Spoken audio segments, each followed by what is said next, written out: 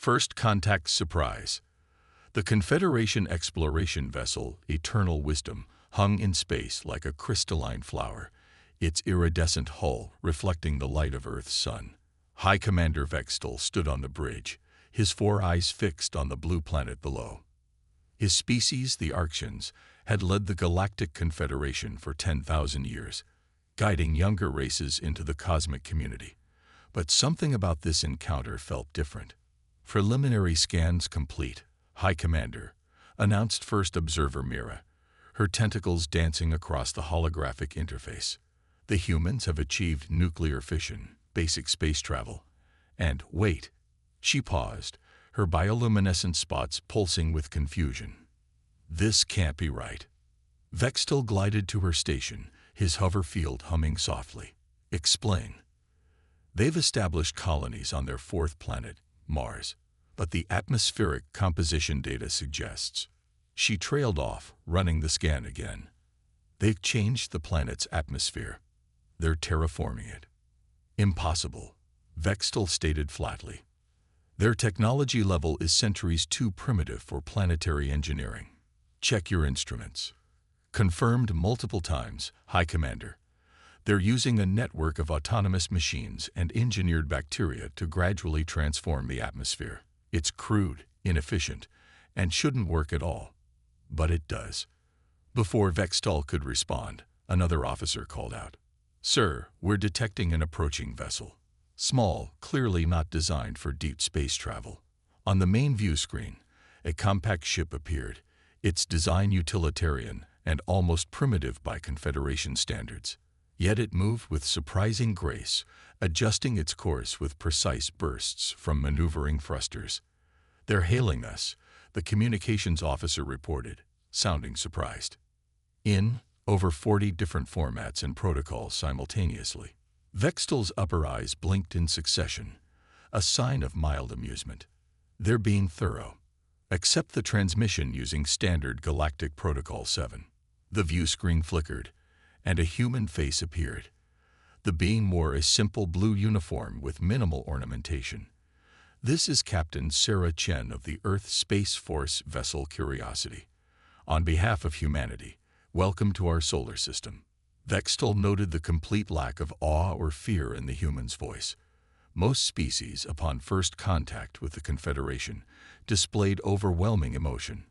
This human spoke as if meeting advanced alien civilizations was an everyday occurrence. I am High Commander Vextal of the Galactic Confederation. We've been observing your world and have several concerns about your development pattern. He paused, expecting the typical reaction of anxiety or submission. Instead, Captain Chen smiled. Concerns. We'd love to hear them. In fact, we have quite a few questions ourselves. Would you be interested in docking with our orbital station? We've prepared facilities for a variety of possible anatomical configurations. Vextal's lower eyes narrowed. You've prepared facilities. You were expecting us. Of course not, but we've been preparing for potential first contact for over a century. We like to be ready for all possibilities. She gestured to someone off-screen. I'm sending you our station's specifications and docking protocols now.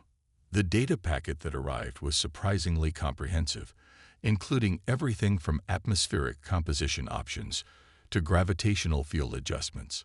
The humans had indeed prepared for nearly every known spacefaring species configuration, and some that even the Confederation hadn't encountered. High Commander, Mira interjected, I'm detecting something unusual about their orbital station. The materials and construction methods are unorthodox. They're using technologies that shouldn't work together, but somehow they've made them compatible. Captain Chen's smile widened slightly. We had to get creative with our resources. When conventional solutions don't work, we find unconventional ones. I believe you'll find that's something of a pattern with us. As the Eternal Wisdom approached the human station, Vextal began to understand why this encounter felt different. Most species they contacted were in awe of Confederation technology. These humans instead seemed eager to show off their own innovations, no matter how crude or impossible they might seem. The docking procedure went smoothly, despite the humans using what Vextel's engineers described as worryingly simple mechanisms. As he prepared to board the station, his second-in-command, Sub-Commander Lax, approached. "Sir, I've been analyzing their global information network. These humans, they have thousands of stories about meeting aliens. They've been imagining this moment for centuries, gaming out every possible scenario. And in many of these stories, they're the ones teaching the advanced aliens something new." Vextel's upper eyes blinked rapidly. How charmingly naive. "With respect, sir, look at what they've already done. They're terraforming a planet with technology that shouldn't be capable of it. They've built this station using theoretical principles our scientists dismissed as impossible centuries ago. And they don't seem the least bit surprised or intimidated by our presence." As the airlock cycled, Vextel considered these words. The humans were about to experience the full technological and cultural might of the Galactic Confederation. Yet somehow he couldn't shake the feeling that his civilization was the one about to learn something new. The airlock doors opened, revealing Captain Chen and her delegation. "High Commander," she said, still wearing that confident smile. "We have so much to show you. Tell me, what else do you think is impossible? We love a good challenge." And in that moment, Vextel realized that the Confederation's standard first contact protocols were about to become very, very inadequate. The challenge of Void. 3 months after first contact, the Eternal Wisdom's observation deck had become an unofficial meeting point between humans and Confederation representatives. Captain Chen stood beside High Commander Vextel, both watching a holographic display of what the Confederation called void zones, massive regions of space where conventional physics seemed to break down. "The Nexer created these barriers 2 weeks ago," Vextel explained, his 4 eyes focused on the swirling darkness. "They've blocked access to the Helios cluster, cutting off vital resource routes to 17 developing civilizations. Our best minds have found no way to penetrate these zones." Sarah studied the display, her expression thoughtful. "And these void zones somehow negate standard faster-than-light travel." "They negate everything," First Observer Mira added, her tentacles moving in patterns of distress. "Energy weapons dissipate. Matter simply vanishes. Even light behaves strangely. The Nexer demand complete surrender of the affected sectors, or they'll expand the zones. Have you tried going through them at sublight speeds?" Sarah asked. "Impossible," Vextel stated. "The journey would take decades, and no ship could carry enough supplies." He stopped as he noticed Sarah's slight smile, the same one she'd worn during their first meeting. "What are you thinking, Captain?" "I'm thinking it's interesting that you say it's impossible." She tapped her communicator. "Dr. Harrison, would you join us on the observation deck and bring Project Lazarus data?" Minutes later, a disheveled human scientist hurried in, his arms full of holographic tablets. "Captain, you're going to love this," he said, not even bothering with formal greetings. "We've been running simulations based on the void zone data, and it's fascinating. These aren't just areas where physics breaks down. They're areas where physics works differently." He spread the tablets in the air, creating a 3-dimensional model of the void zones. "See these patterns? They remind me of something we discovered during our early Mars colonization efforts. When we were trying to terraform Mars, we hit a wall with conventional approaches. So we started looking at how to work with different rules rather than trying to force our rules to work." Vextel's upper eyes blinked rapidly. "You're suggesting we could adapt to the void zone's physics rather than trying to overcome them." "Exactly." Harrison's eyes lit up. "And here's the beautiful part. We already have the basic technology. Remember those worryingly simple mechanisms you noted on our space station? We developed those while trying to solve a different problem, but they might be perfect for this." Sarah nodded. "Our early space stations kept running into issues with standard tech. So instead of trying to make perfect systems, we made imperfect ones that could adapt on the fly. We called it chaos engineering. Designing systems that expect and work with failure rather than trying to prevent it entirely." Mira's bioluminescent spots pulsed with sudden understanding. You want to build ships that can adapt to the void zone's physics in real time. But the computational power needed would be massive, Harrison agreed, if you tried to calculate everything. But what if we didn't? What if we built ships that could fail safely, learn quickly, and adjust continuously? Like how we terraformed Mars, not with one perfect solution, but with millions of small, imperfect solutions working together. Vextal stared at the humans. You want to send ships into the void zones without knowing exactly how they'll behave. That's impossible. Sarah finished. Good. That means we're on the right track. She turned to Harrison. How quickly can we modify the Curiosity? With Confederation manufacturing help. 2 weeks. Maybe less. Wait, Vextal interrupted. You intend to test this personally. The risk is unacceptable. As High Commander, I cannot authorize. With respect, Commander, Sarah said gently, we're not asking for authorization. We're extending an invitation. 17 civilizations are counting on those supply routes. We're going to try to help them. The only question is whether the Confederation will help us do it safely, or watch us do it anyway. The room fell silent. Vextal looked at his fellow Confederation representatives, seeing his own shock reflected in their expressions. These humans weren't just proposing to attempt the impossible. They were treating it as a foregone conclusion. 2 days ago, Mira said quietly, you showed me something you called jazz music. You said it was beautiful because it worked with chaos rather than fighting it. Is this the same principle? Sarah's smile broadened. Now you're getting it.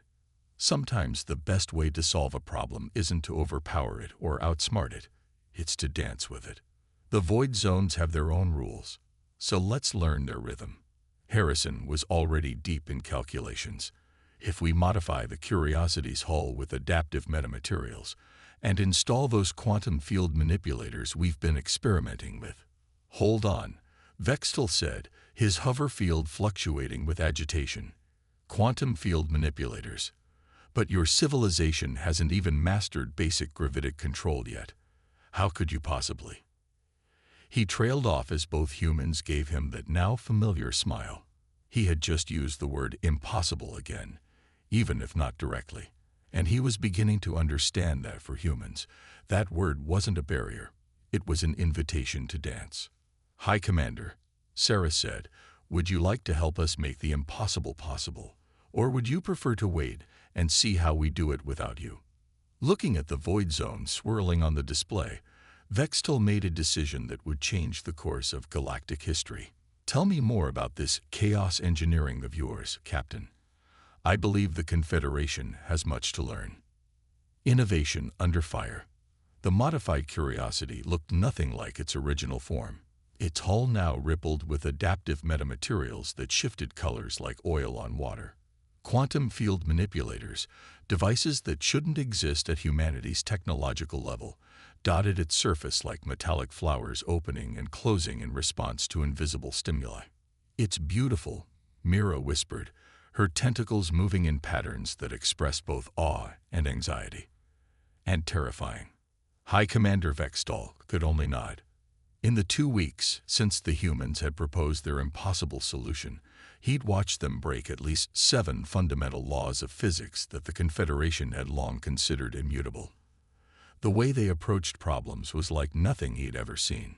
Inside the Curiosity's newly redesigned ridge, Captain Sarah Chen ran through final checks with her crew.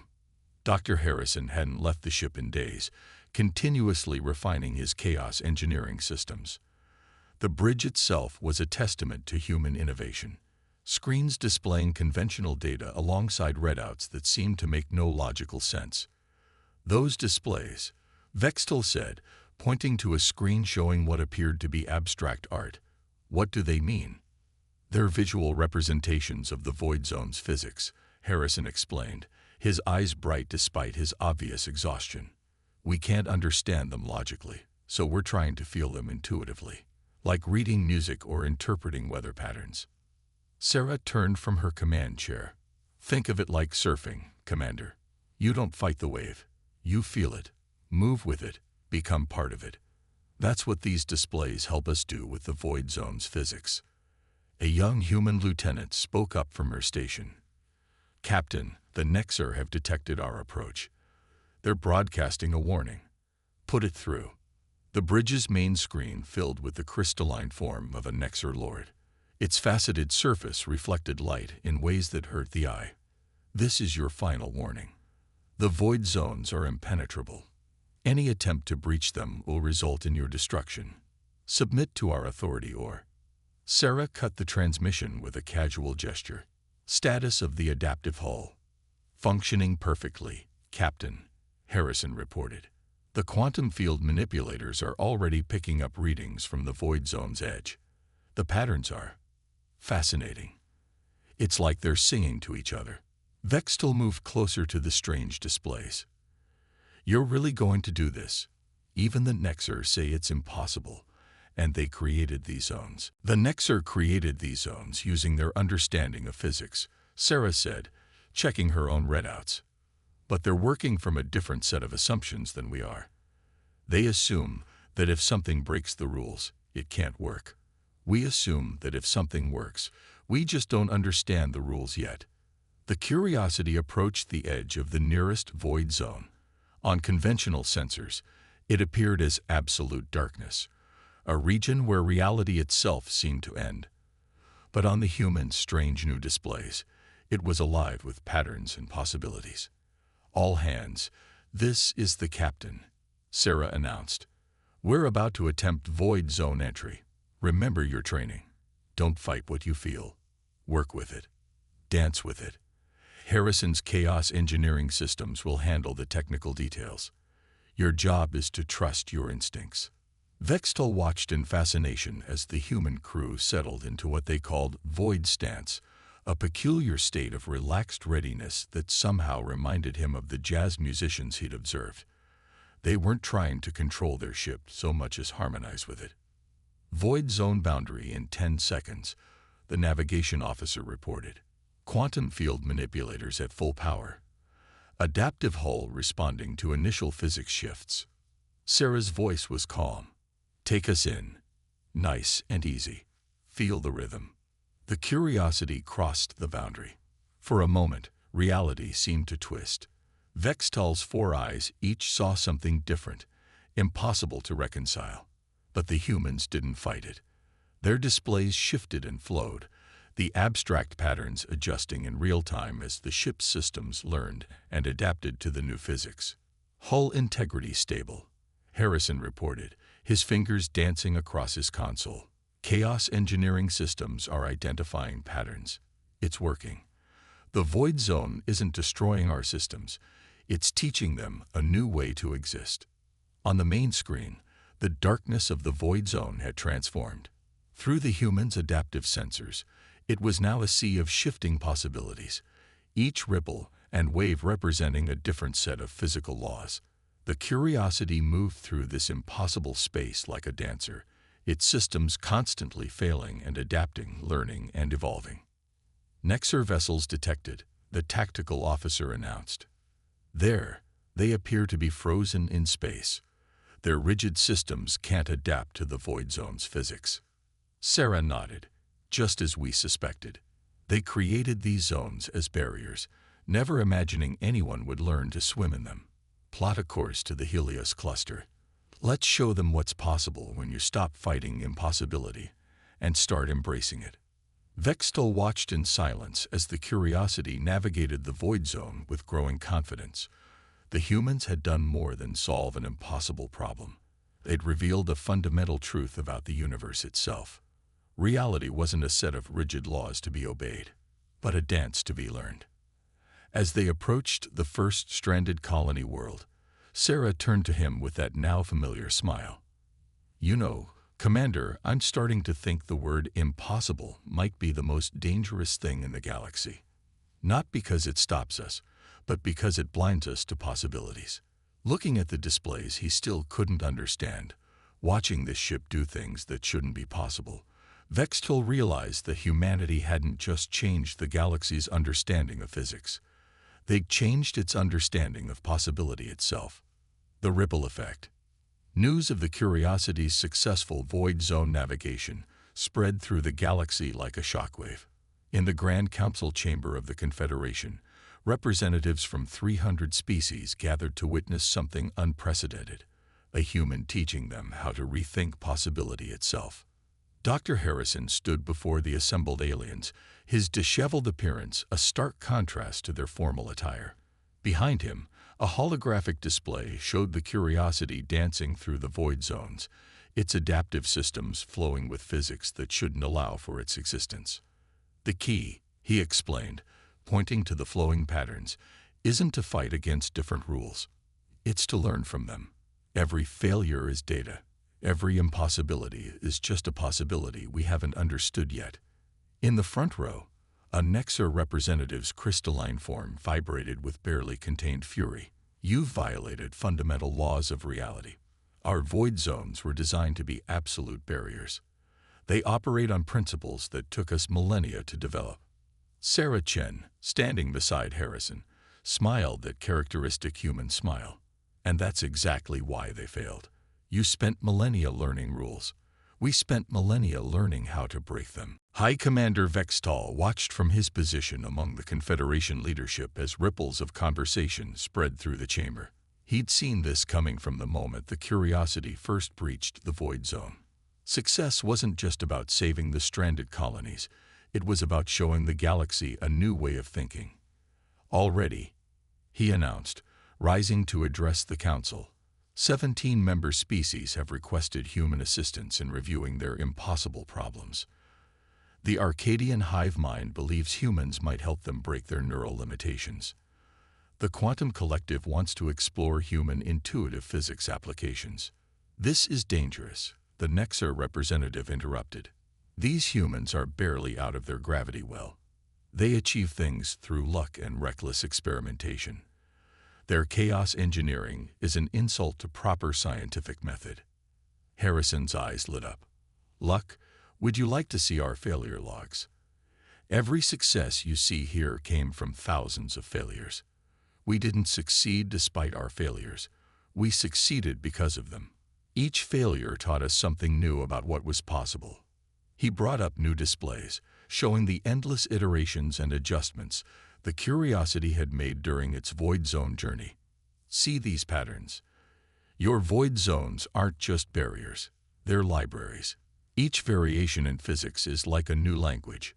You created them to stop communication. We learned to read them instead. Sarah stepped forward. And we've only scratched the surface. Those 17 colonies you cut off. They're not just surviving now, they're thriving. Because we didn't just bring them supplies. We showed them how to adapt, how to see barriers as opportunities. The chamber erupted in discussion. Species that had been static for millennia suddenly saw new possibilities. Ancient rivalries began to dissolve as civilizations realized they could learn from each other's differences rather than fighting them. A representative from the Quantum Collective, their form a shimmering cloud of possibility, approached the humans. We have spent eons trying to perfect our understanding of reality. You suggest instead that we should dance with it. Exactly. Harrison's enthusiasm was infectious. Perfect understanding is impossible, and that's wonderful. It means there's always more to learn, more to discover. The universe isn't a problem to be solved. It's a partner to be understood. Vextal watched as more representatives approached the humans, each with their own impossible problems. The Arcadians' neural barriers, the Quantum Collective's consciousness limitations, the Nexar's rigid physical laws. One by one, humanity's perspective began to transform these barriers from walls into doors. Sarah found him later in a quiet corner of the chamber. "You're worried," she said. It wasn't a question. "The galaxy is changing," he replied. Species that were content with their limitations are suddenly questioning everything. The Confederation was built on order, on known rules and hierarchies. And now they're learning to dance with chaos. Her smile was gentle. "That's not destruction, Commander. It's growth. Look at them." Around the chamber, Representatives who had never communicated were deep in discussion. Species were sharing their impossible problems, offering new perspectives, seeing their limitations as opportunities rather than barriers. "You know what the real breakthrough was?" Harrison asked, joining them. "Not the void zone navigation. It was getting the Confederation to say something was impossible. Once you did that, solving it was just a matter of time. Because humans see impossible as a challenge." Vextal's upper eyes blinked in understanding. "No," Sarah corrected. "Because we see impossible as an invitation. Every time you tell us something can't be done, you're really telling us we have the chance to discover something new. And there's nothing humans love more than that." As if to emphasize her point, a cheer went up from a group of representatives. The Arcadians had just successfully modified their neural network using principles derived from human chaos engineering. A barrier that had limited their species for millennia had just been transformed into a new form of communication. "We're not special," Harrison added, watching the celebration. "We're just willing to be wrong, to fail, to look foolish in pursuit of possibility. Every species has that capacity. They just needed someone to remind them that impossible is where the interesting stuff begins." Vextal looked around his transformed council chamber and realized that humanity hadn't just changed how the galaxy saw physics. They'd changed how it saw itself. And somehow, that was the most impossible achievement of all. Breaking the impossible. 6 months after humanity's void zone breakthrough, the galaxy faced something unprecedented: hope. Species that had accepted their limitations for millennia were breaking through barriers they'd thought eternal. But in the depths of space, something waited that would test even humanity's unique relationship with impossibility. The Curiosity, now joined by ships from 30 different species equipped with human-inspired adaptive systems, approached the edge of known space. Before them floated the greatest mystery in galactic history, the Omega structure.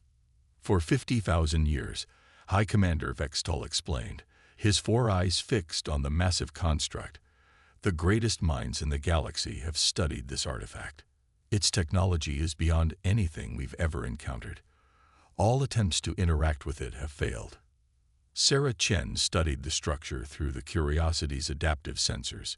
It was beautiful, a fractal pattern of impossible geometries that seemed to fold through dimensions that shouldn't exist. And you've never determined its purpose. "The theories are endless," Mira added, her tentacles moving in complex patterns of excitement and anxiety. "Some believe it's a doorway to other universes. Others think it's a library containing the knowledge of the precursor civilizations. But it's impossible to verify any." She stopped, noticing the familiar smiles spreading across the human faces on the bridge. Harrison was already deep in his calculations, his eyes bright with the joy of a new challenge. "You said impossible again," Sarah noted, her fingers dancing across her command console. "Harrison, what are our adaptive sensors telling us?" "It's incredible," he breathed. "The structure isn't just sitting there, it's singing. The same way the void zones had their own physics language, this thing is trying to communicate. But it's not using any one set of physical laws. It's using all of them, simultaneously." Vextal's hover field fluctuated in surprise. "That's not possible. No system could operate under multiple contradictory physical laws at once." "Unless," Harrison countered, "those laws aren't actually contradictory. What if they're all just different dialects of the same language? Like how we learn to dance with the void zones instead of fighting them." Sarah leaned forward in her command chair. "The void zones taught us that physics isn't rigid.